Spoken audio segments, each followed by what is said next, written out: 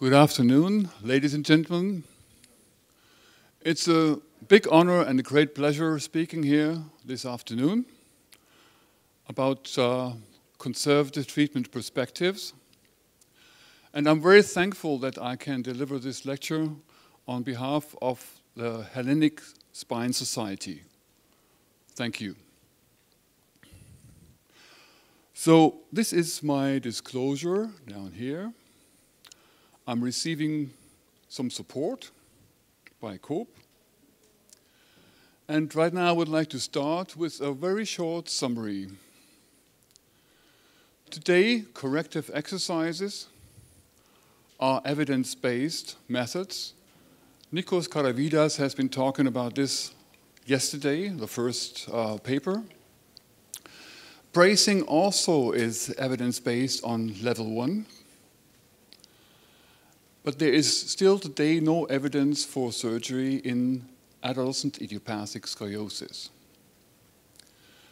Because currently there is no high-quality evidence for spinal fusion surgery, Ward and co-workers let their patients with curvatures beyond 40 degrees decide upon undergoing surgery by themselves. This evidence-based change of paradigms demands to extend the conservative perspective of treatment also to patients with curvatures beyond 40 degrees.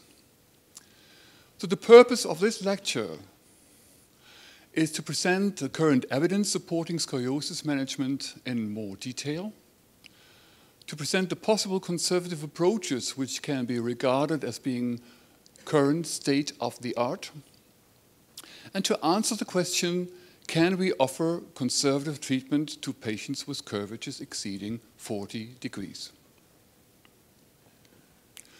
So let's first have a look at physical rehabilitation. The first prospective controlled trial on this was done by our working group, published in 2003 in Pediatric Rehabilitation. 2014, a randomized controlled trial on corrective exercises has been published by Monticone in Italy. And currently there are 2 randomized controlled studies on the short approach, one from Turkey and the other from the United States. So today's state of the art is high corrective exercises and teach the patients how to perform in daily activities. So here you see a right thoracic deformity exceeding 40 degrees, and in this sitting position and in her daily activity posture, she has a left thoracic curvature, so she unloads her deformity. Let's have a look at brace treatment. There are quite a few long-term studies on bracing, but the first most important paper was given by Nachemsen and Peterson. This was a multi-center prospective controlled trial run by the SRS, published 1995. The authors have clearly shown that Boston brace treatment was clearly superior to observation only. In this comparable group, the untreated patients were 30% non-progressives, and the Boston group, 70% non-progressives. The randomized controlled trial, the brace study by Weinstein and colleagues, is also well known today. So there is evidence on level 1 for bracing as well.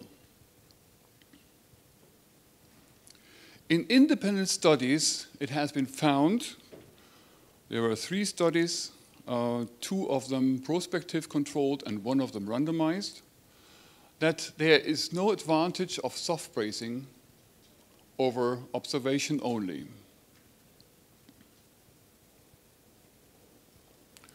From our group of the first study I've cited, we compared the Chenot brace to the spine core. The Chenot sample, handmade braces at that time, 1999, was 80% non-progressives, which is a little better than the Boston brace outcomes. In 2012, we published a retrospective cohort complying with the SRS inclusion criteria, and we found 99% non-progressives in this retrospective study, but I guess we had quite a few dropouts. The recent paper you can see, you can read it in the poster area, is a prospective cohort, and there we have 88% non-progressives in the preliminary group. So let me show you the group. The average patient at the start of the observation period was 24 months. The observation period, the window is open here, and right now the average patient is there at the end of growth. And so we would have expected more than 95% of progressives in this group when we calculate the group with Lowenstein and Carlson criteria. And so until the end of this study, there was a good success rate of 88%, but of course we might have some failures later on as well. So this is just a preliminary group, but it's a prospective group, including patients with the SRS inclusion criteria, and up to 45 degrees, so it's a little bit extended. So we have some treatment examples. In the current state-of-the-art braces, overcorrections are possible in immature patients with single curve patterns and small cup angles. Here's a short brace. Unfortunately, it's white to white, so this is the short brace over here for a single lumbar curve pattern, which is straight afterwards. Down here you see the patient scan and the CAD/CAM brace specified for this individual patient. Here we see a brace intermediate result, very good correction as can be seen here compared to the initial, and this has been done in one of our best practice centers here in Thessaloniki.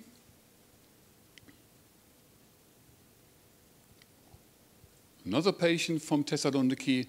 It's more easy to correct single curve patterns, but a full correction of a double curve pattern is also very nice, and she also gained some more symmetry here. But anyway, double curve patterns usually are cosmetically much better than single curve patterns. Another patient from Thessaloniki.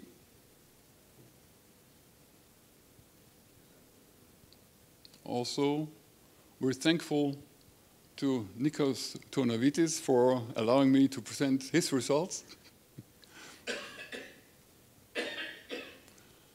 This is a more stiff curvature. You see she is more mature. The patient broad pelvis, and she is 14.5 years first brace. And so the bigger the curvatures, the worse is the corrective effect, but it's still quite good. Thoracolumbar curve pattern corrected, initially 60 degrees. And this is a patient from Norway coming to my office. She was progressive, but she did not want to undergo a brace treatment, 53 degrees, very decompensated patient. This was the first picture her parents have sent me, and then they sent me the intermediate result from Norway. And today she still looks the same. She is treated, is now 1 year under treatment.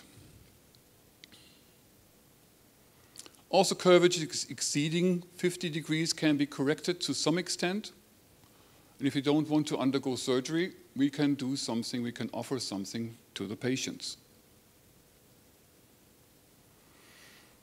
Another intermediate result from Thessaloniki, and this is also really a collapsing spine, as can be seen here, the folds here. And she was opened quite well, because she's still immature, so we can correct her much more than the more mature patients, and the intermediate result is much more compensated and much less deformity.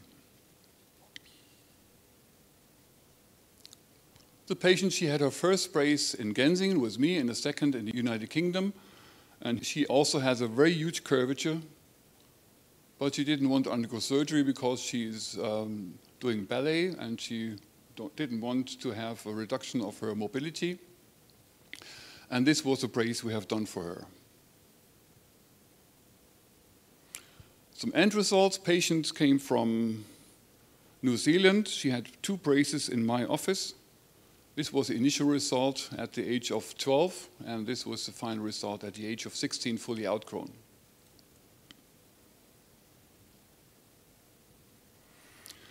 Also, early onset scoliosis patients can be treated well if they start before the pupil growth spurt. This patient had the first signs of maturation with a 48-degree curvature, and this was the final result at the age of 16.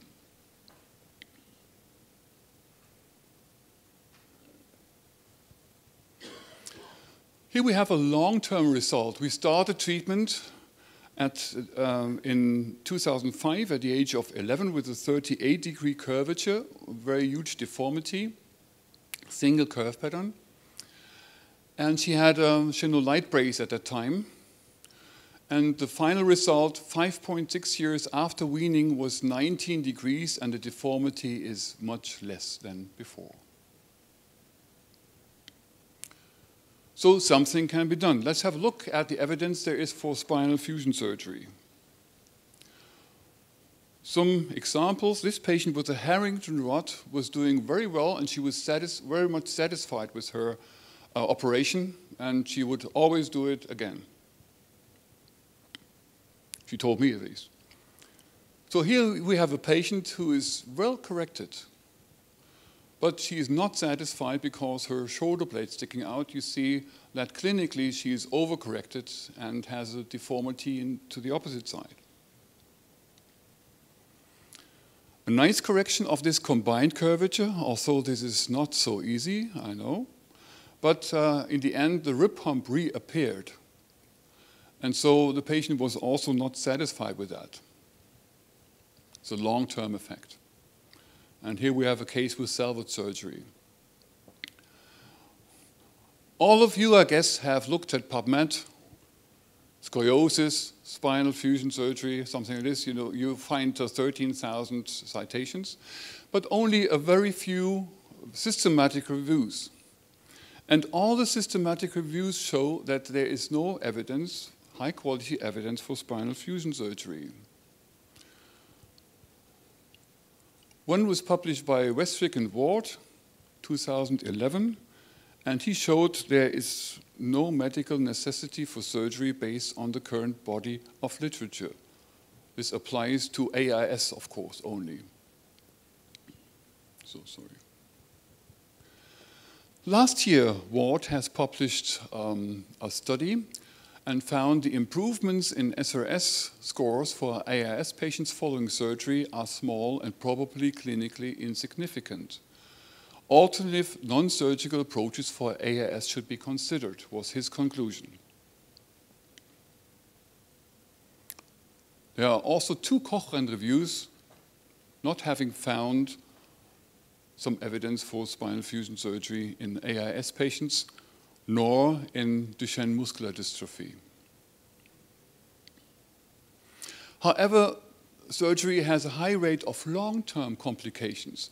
If you look at 2 years post-surgery, nothing seriously happens, and the data published by the SRS are simply true. But if you look at literature, you find that from 2 years after surgery to 5 years after surgery, already pain increases.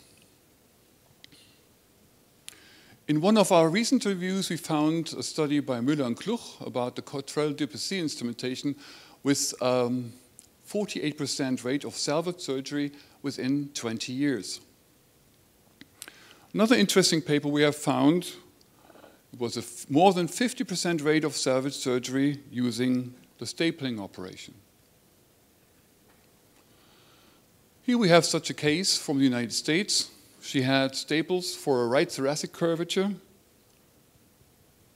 and now she has a left thoracic deformity. They removed the staples in part, and right now she's wearing a brace. Starting with a brace in the first instance would have saved 2 operations for this patient.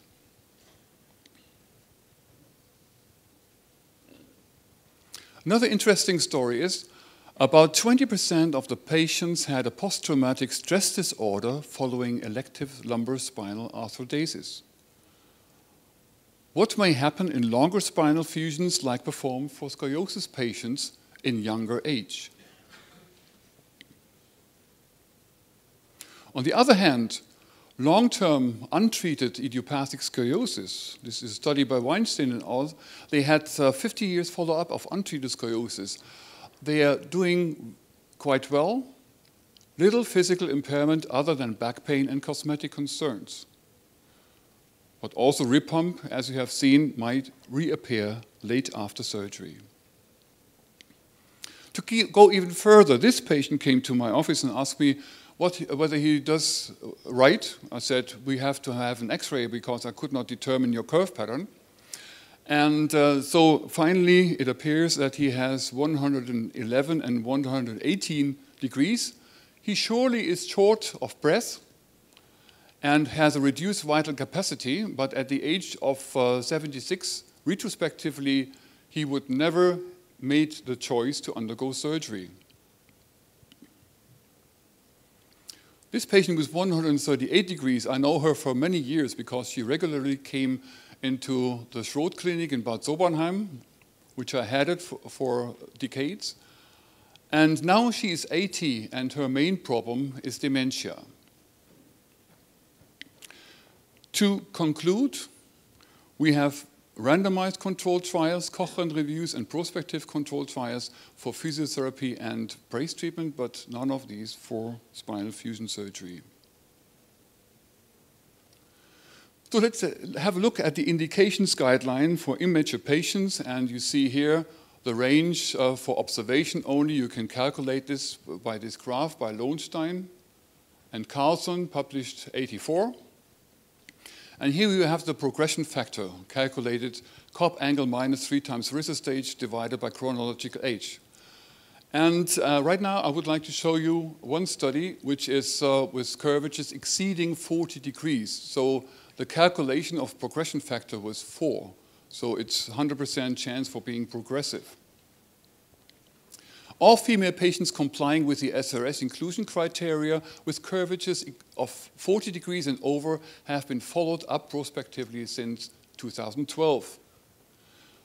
23 patients have been identified having a follow-up of 18 months or more. Average curvature was 49 degrees at the start, and the average age was 12. RISA 0.8, 13 of the 23 being premenarchal stage. Average follow-up time was 28 months. After the follow-up period of these intermediate results, there was the average COP angle 44 degrees, with 2 patients progressing and 9 patients improving 6 degrees or more. ATR has decreased from 12.8 to 9.7, which is statistically highly significant. This shows that the deformity can be reduced by current state-of-the-art bracing. So successful treatment of patients with 40 degrees and more was possible in this study. Preliminary results, 91% of the cases, which is better than the results achieved with the Boston brace and with curvatures of 40 degrees and less. Significant reduction of the ATR shows an improvement of the deformity. This was the conclusion. And to show you the time window, average patient at the start was just after the growth peak, and now we're here at the end with the average patient. So this is the final graph of this group, so 91% non-progressives in this very special group. I would like to close this lecture with a nice case from the United States. She also was in this study. She came to me at the age of 14 with a 56-degree curvature. She would not like to undergo surgery, and so she tried our bracing. And this was the final result at the age of 17. And she can do her job as a wedding gown model, and she is no more scared by the deformity. So in conclusion, conservative treatment is supported by high quality evidence, while surgery is not, so conservative treatment is clearly indicated. There unfortunately is a wide variation of treatments as applied today, many being of minor effectiveness. With today's conservative state-of-the-art approach, we can effectively stop curvature progression. And even curvatures of 40 degrees and more can be treated effectively when the most recent developments of the brace treatment are chosen. Thank you so much. So now we could have some questions. Well, because we're running out of time, Dr. Weiss will be in the lobby of the companies. And if anyone wants to have some questions, and he can do that. But we will allow 1 or 2 questions, but no more. Okay. Thank you. So you moderated, okay? No. The next president, the next chairman, Dr. Apostolou and Dr. Balogiannis will do the job. Μία-δύο. Έχουμε ερωτήσεις. Μία-δύο. Κύριος πίσω. In English, please.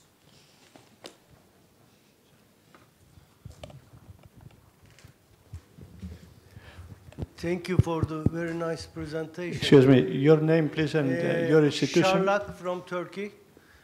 I have been using your brace for 2 years, and it's a very successful thing. But I would like to ask you something, and I have a small criticism for the brace. You know, some of your patients, after treatment, we see that the shoulders are not level. Do you suggest something for this? And also, do you revise it due to the type of the curves? For example, Lenke type 1 and Lenke type 5 lumbar curve and thorax curves are more common. But sometimes in Lenke 1 curves, the shoulders are left up, sometimes right up, and sometimes they are level. So do you revise your brace due to the before brace clinically? So, okay, the first question was, it was on shoulder level, yes? And, yes. And the different curve patterns. Yeah. So we simply use augmented linear growth classification, which is 7 curve patterns. We make it more simple than the Lenke classification. And right now, to come to the point of the high shoulder, usually this shoulder after brace treatment drops down again. But we need, during brace treatment, we need this high shoulder in order to allow the corrective movement, open space. And this is why the Gensinger brace is the most comfortable today, because we have a corrective movement. We do not press on deformities. We just imply a corrective movement and have open space, an old Chenot principle to have open space. And therefore, if I go down with the shoulder, I'm mainly at the apex of the thoracic concavity, and so I would press into the concavity. If I would press more into the opposite side, I would squeeze the patient together, but squeezing does not allow corrective movement. So we have to live with that, that the shoulder intermediately is higher. Sometimes, I agree with you, it happens that due to the brace, a high thoracic countercurve can appear. And in this case, we have, you know, the old King classification, King 5. Yeah? We have a tilt over there. This can happen in rare cases. But the problem is, if I'm going too low down on the right thoracic area, the patient is outgrown maybe of this area within 4 weeks. Yeah? And then we have no more support, so we have to go a little higher. But in some special cases, it can be that we have a high thoracic countercurve. This is not the most important problem, because if we have balanced curvatures, the patient looks better. One criticism for your braces. Very short. Very short. The right side of the curve brace from posterior pushes the scapula up, and I have met 2 patients, 2 of them. became scapular winging. So I closed that part also. Did you understand what I mean?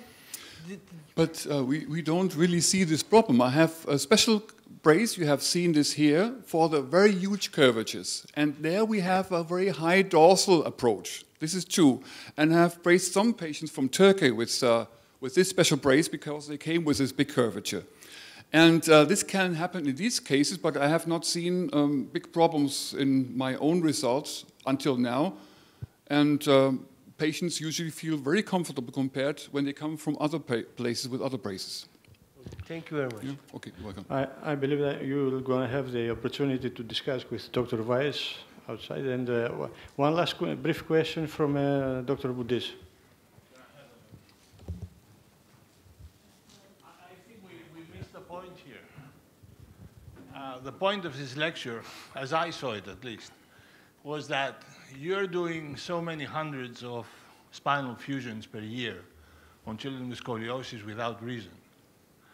And I think that's a criminal thing to do.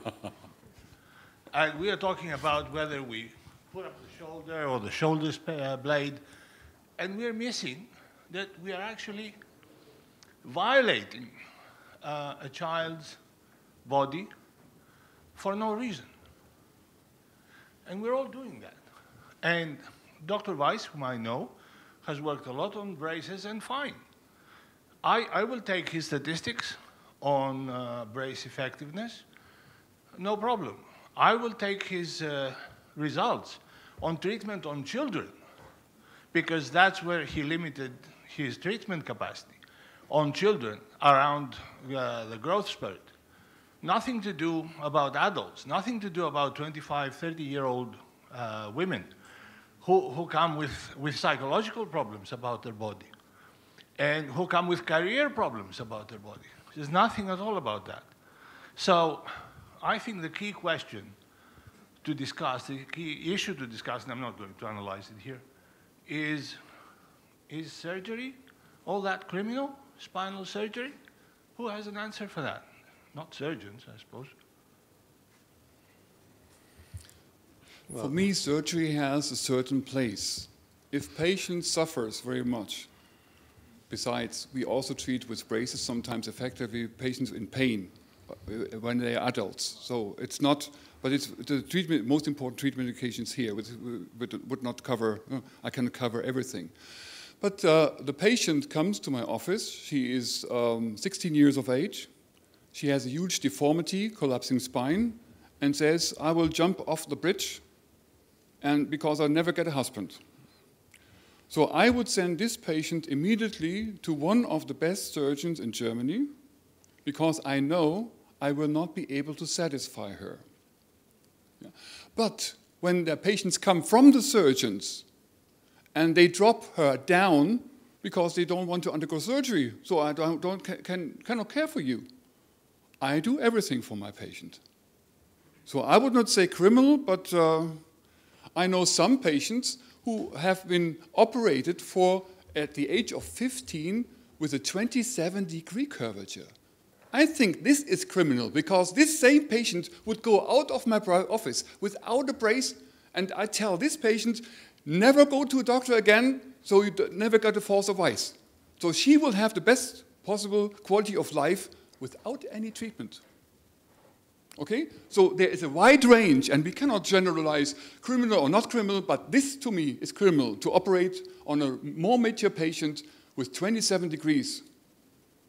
Operation and no treatment at all. This cannot be. Thank you. Thank you, Dr. Weiss, for your lecture.